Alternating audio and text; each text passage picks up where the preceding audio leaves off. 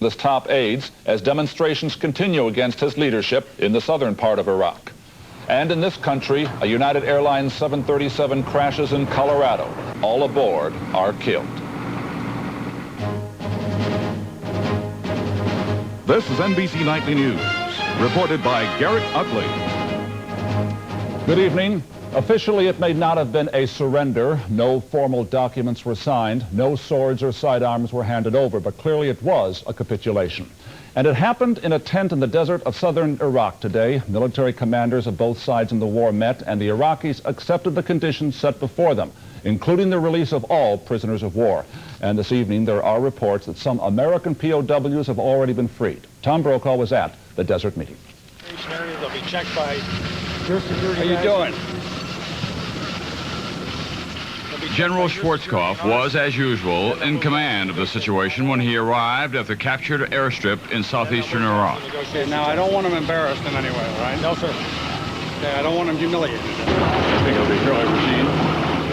I don't think there's any question about it. I'm not here to give him anything. I'm here to tell him exactly what we expect him to do. Most of the allies showed up as well. The Saudis were led by General Khalid of the royal family, complete with helmet and goggles. And then came the Iraqis, under very heavy guard by the Army's 1st Division. They had been instructed to leave their weapons behind. 8 military men, no names attached. The meeting was military style, in a tent, at a plain wooden table, no frills. It lasted for about 2 hours. When they emerged, General Schwarzkopf walked his adversaries back to their security escort and then shared the good news with the troops.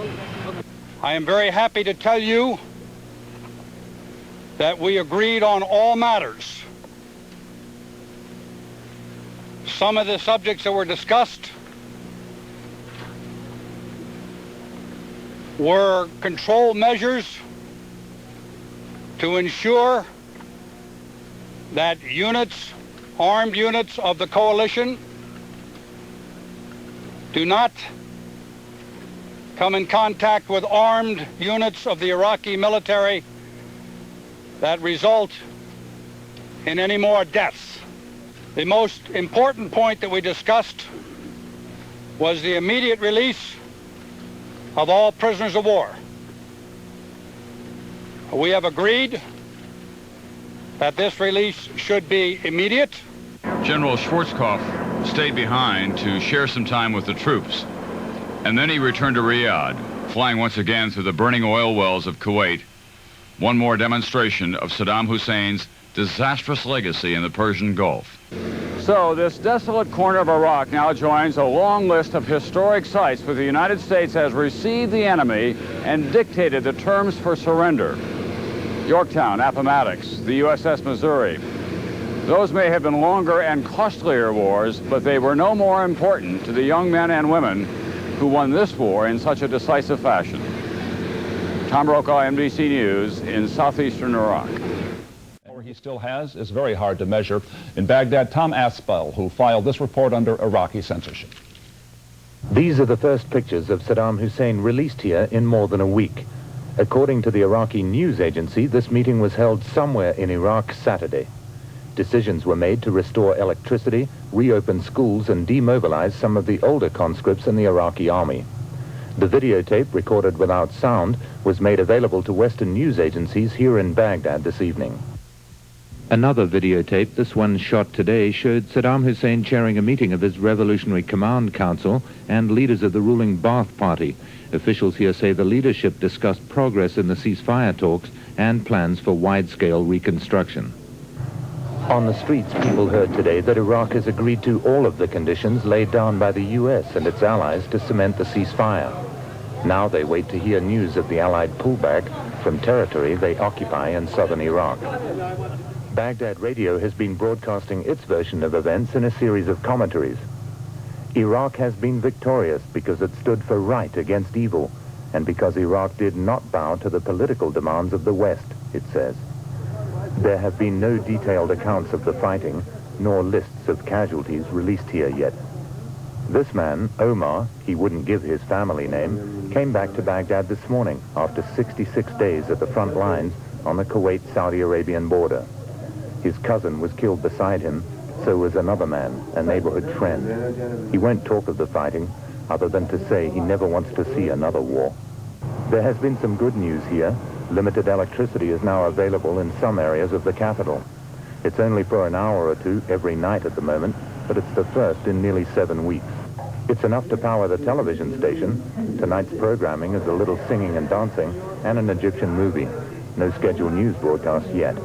If there are to be changes here, they'll be slow. The country still hasn't found its feet yet, but the capital is calm and quiet. People seem to be waiting for the return of their soldiers from the front and for the Allies to withdraw from Iraqi territory in the south. Tom Aspel, NBC News, Baghdad.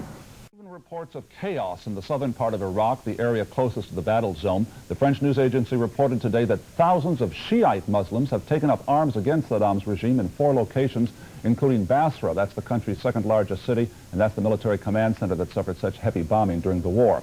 Today, NBC correspondent George Lewis tried to travel by car from Kuwait City to Basra, but he ran into trouble. On the outskirts of Basra, a checkpoint manned by ragtag remnants of the Iraqi army. The men have few arms, little food, and only limited transportation. We were turned back at the edge of the city by soldiers throwing rocks and wielding knives. There are things going on inside Basra they didn't want us to see. Refugees fleeing down the road to Kuwait tell of a state of anarchy there, of fighting inside Basra between anti-government factions and troops still loyal to Saddam Hussein. The strongest and best armed of the anti-Saddam groups are the radical Shia Muslims with close ties to Iran. These men say that they're shooting everywhere, that mobs burned all of the pictures of Saddam. A young man who said he had been imprisoned for 6 months in Iraq because he was a Kuwaiti resistance fighter said that anti-Saddam mobs stormed the prison, killed the guards, then freed everyone inside. He showed us the scars and bruises on his arms and legs where he said he had been tortured. A companion said Iran is sending arms to the anti-Saddam forces. Refugees are mostly on foot, trying to make the 40-mile journey from Basra to the Kuwait border before the violence spreads. Families with small children who can't walk too many miles in a day are camped out by the side of the road. While the U.S. and other coalition forces continue to hold territory in this part of Iraq, they have steered clear of the cities where the trouble is going on. So a ceasefire with the Allies has not ended the shooting and the killing in Iraq.